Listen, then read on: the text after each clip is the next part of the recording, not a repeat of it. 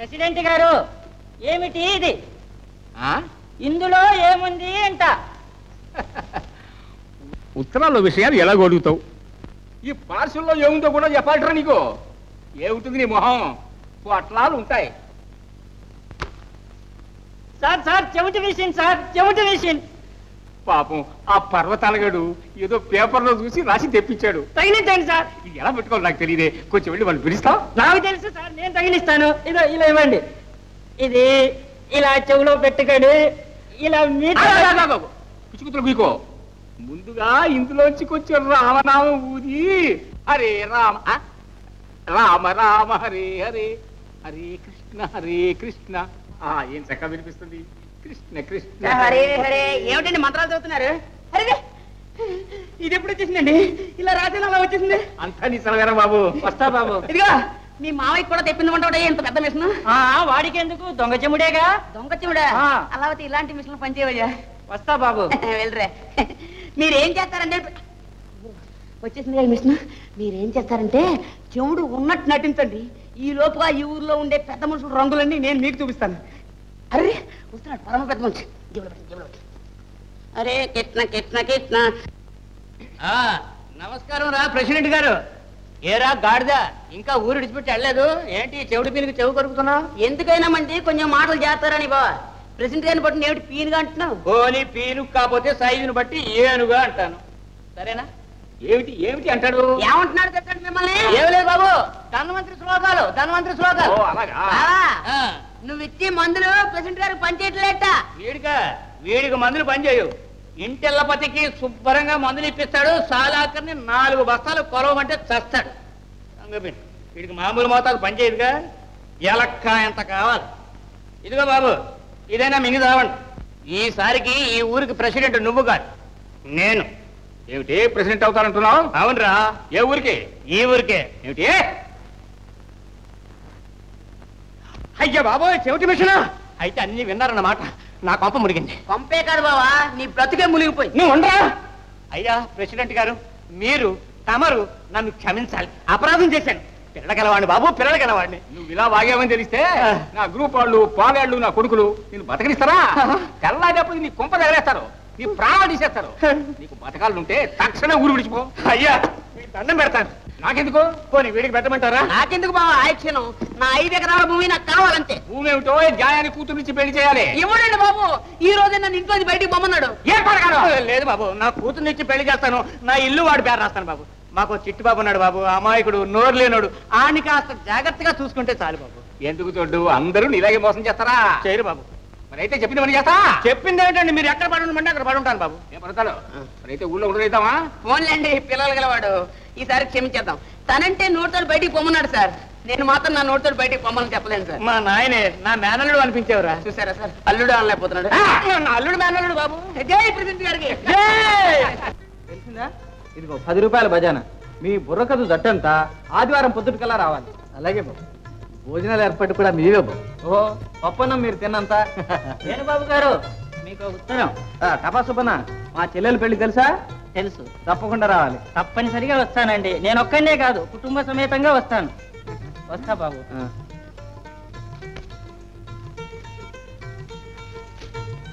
చిరంజీవి వేణుగోపాలరావుకి, మా అబ్బాయికి మీ అమ్మాయి నచ్చనందున మీ సంబంధం వదులుకుంటున్నాం. పెళ్లి ప్రయత్నాలు మానుకోవలేను. మా అబ్బాయి పెళ్ళంటూ అయితే ధర్మయ్య కూతురుతోనే జరగాలని పట్టుబట్టాడు. మన్నించవలను వీరభద్రయ్య.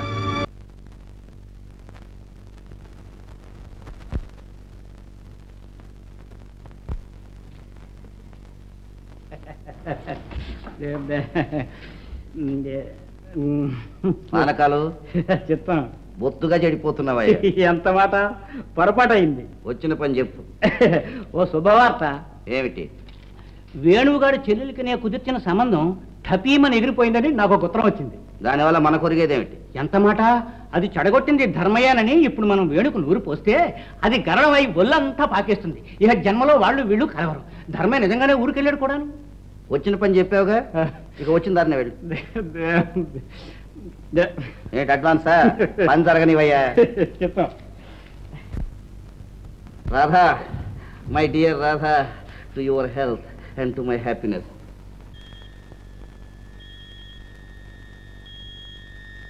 ఎవరు వేణుబాబేనా? ఏమిటి నాయనా అలాగున్నావు? ఏం చెప్పమంటారు, హఠాత్తుగా రాశారు మీ సంబంధం మాకొద్దు. వాకిట్లో పందిరి వేశాను, 10 మందిని పిలిచి శుభలేఖలు ఇచ్చాను. ఇంతలో పిడుగుపాట్ల ఈ కబురు. వచ్చిన సంబంధం తప్పిపోతే ఎంత అవమానం. ఇప్పుడు నా చెల్లెలు బ్రతికే ఇంకా. నీ చెల్లెలే కాదు నాయన, నా బిడ్డకి సంబంధం తప్పిపోయినంత బాధగా ఉంది. కడుపు మండిపోతుంది. ఈ ఘోరం చేసిన మనిషిని తలుచుకుంటే మరీ మండిపోతుంది. ఇలా పెళ్లి చెడగొడతాడా? ఎవరూ చెడగొట్టలేదు, మా కర్మ. వాళ్ళ అబ్బాయికి నచ్చలేదని రాశారు. పిచ్చివాడ, అదేం కాదు. మన ఊరి నుంచే ఓ పెద్ద మనిషి వెళ్ళి కడివిడి పాలలోనూ విషం కత్తొచ్చాడు మన మీద. అంతేకాదు, నా మీద నిందలు వేశాడు. ఏమిటి మీరు అనేది? చెప్పు నాయనా, నీ చెల్లెలకి సంబంధం చూసినందుకు నువ్వు నాకు లంచం పెట్టావా? పెట్టావా? నేను డబ్బు కోసం మీ పాడు సంబంధం అంటగట్టానని నా మీద నింద. నువ్వు దేశాలు తిరిగి తాగుడు జూదం ఇంకేవో మరిగేవని, నీ దగ్గరున్న 10,000 దొంగ నోట్లని నీ మీద నింద. భయభక్తులు లేకుండా పెరిగిందని, 10 ఏళ్లు విచ్చలవిడిగా తిరిగిందని మీ చెల్లెల మీద నింద.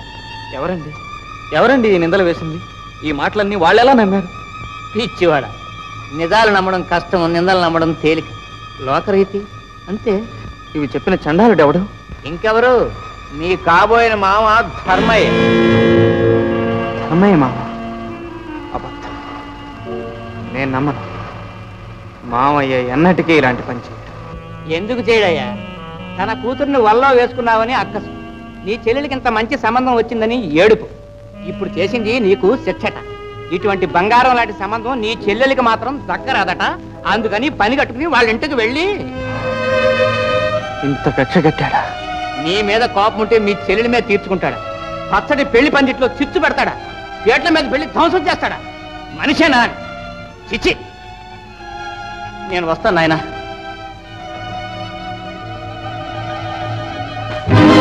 నీ వంటి తిక్క మనిషికి నా బిడ్డను ఇవ్వను. రాధను మర్చిపో. రాధను కాకపోతే నాకు దక్కాలి. నీ మీద చెల్లెలి మీద తీర్చుకుంటాడా? పచ్చడి పెళ్లి పందిట్లో చిచ్చు పెడతాడా? పేట్ల మీద పెళ్లి ధ్వంసం చేస్తాడా?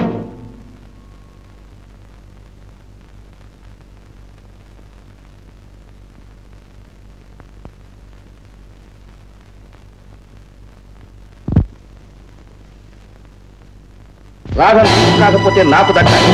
నీ వంటి నా బిడ్డను ఇవ్వను. రాధను మర్చిపో. రాధను నీకు కాకపోతే నాకు దక్కాలి.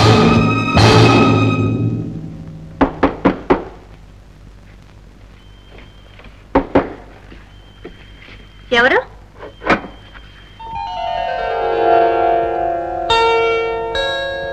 కమలా, నువ్వా? రాధా, నువ్వు మా ఇంటికి రాకపోతే నేను బాధపడుతున్నాను. నేను మీ ఇంటికి వస్తే నువ్వు ఆశ్చర్యపడుతున్నావు. ఏమిటిది? ఎందుకు వచ్చాయి ఎన్ని స్పర్ధలు? కమలా, పుట్టి బుద్ధిరిగినప్పటి నుంచి నువ్వే తోడు నీడగా ఉన్నావు. నేస్తానివై తల్లివై నన్ను పెంచావు. అన్నయ్య వచ్చాక వదిలివై మా ఇంటి మహాలక్ష్మి వస్తావనుకున్నాను. దురదృష్టవంతురాల్ని. దురదృష్టమంతా నాదమ్మా. చిన్నప్పటి నుంచి ఎన్నో కలలు కని ఎన్నో ఆశలు పెట్టుకున్నాను. నా ప్రాప్తం ఏంటి? వదినా, కమలా. అవును, కావాలని అలా పిలుస్తున్నాను. మామయ్య ఏమన్నా సరే రేపు నా పెళ్లికి రావాలి. మామయ్య వచ్చేదాకా కూర్చొని నేనే ఆయన కాళ్ళ మీద పడి ప్రతిమాలుతాను. నా పెళ్లి కాగానే మీ పెళ్లి జరిగి తీరాలి. లేకపోతే ఏం చేస్తానో నాకే తెలియదు. ఏంటమ్మాయి మాటలు? తప్పు, అలా తప్పు.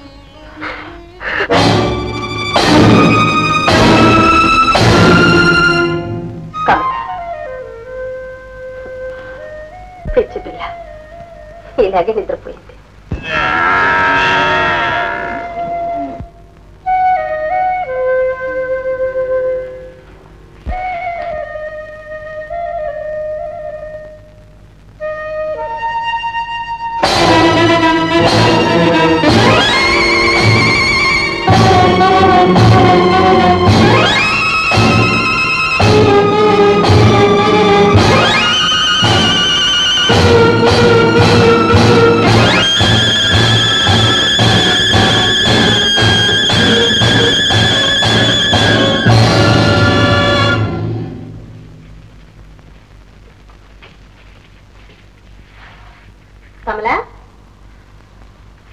కమలా